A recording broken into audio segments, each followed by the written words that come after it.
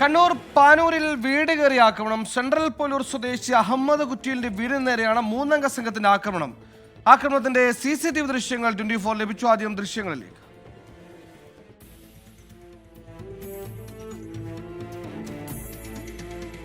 അരുൺ പൂപ്പറമ്പ കണ്ണൂരിൽ നിന്ന് വിശദാംശങ്ങളുമായി ചേരുന്നു. അരുണ്, ഈ ഒരു സംഘം ആളുകൾ വീട് കയറി ആക്രമിക്കുന്ന ദൃശ്യങ്ങൾ പുറത്തു വന്നിട്ടുണ്ട്.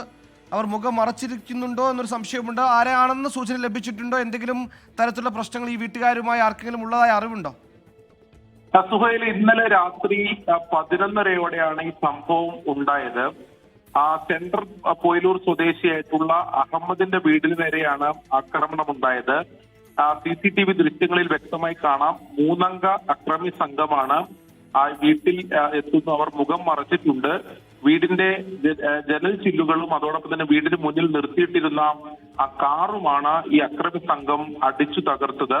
അതിനുശേഷം ഈ വീട്ടുകാർ ഈ ശബ്ദം കേട്ട് പുറത്തിറങ്ങുമ്പോഴേക്കും അക്രമി സംഘം രക്ഷപ്പെട്ടിരുന്നു.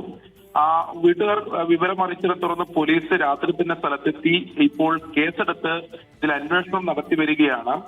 ഈ പ്രതികളെ തിരിച്ചറിഞ്ഞിട്ടില്ല എന്നതാണ് കൊളവല്ലൂർ പോലീസ് പറയുന്നത്. പോലീസ് നൽകുന്ന സൂചന അനുസരിച്ച് ഈ അഹമ്മദിന്റെ മകൻ വിദേശത്ത് ബിസിനസ് നടത്തുകയാണ്. അതുമായി ബന്ധപ്പെട്ട് വിദേശത്ത് നടന്ന സാമ്പത്തിക ഇടപാടുമായി ബന്ധപ്പെട്ട തർക്കമാണ് ഈ ആക്രമണത്തിൽ കലാശിയെന്ന സൂചനയാണ് പോലീസിന് ലഭിക്കുന്നത്. അത് കേന്ദ്രീകരിച്ചുകൊണ്ടുള്ള അന്വേഷണമാണ് പോലീസ് നടത്തി വരുന്നത്. നിലവിൽ പ്രതികളെ തിരിച്ചറിഞ്ഞിട്ടില്ല എന്നാണ് പോലീസിൽ നിന്ന് ലഭിക്കുന്ന വിവരം. CCTV ദൃശ്യങ്ങളിൽ മുഖം മറച്ചവരാണെങ്കിലും പ്രതികൾ ഇതുവരെ തിരിച്ചറിയാനായിട്ടില്ല. ഗൾഫിലുള്ള അല്ലെങ്കിൽ വിദേശത്തുള്ള മകനുമായി ബന്ധപ്പെട്ട സാമ്പത്തിക ഇടപാടിന്റെ ബാക്കിപത്രമാണ് ഇവിടത്തെ ആക്രമണം എന്ന സംശയം വീട്ടുകാർക്കുണ്ട്.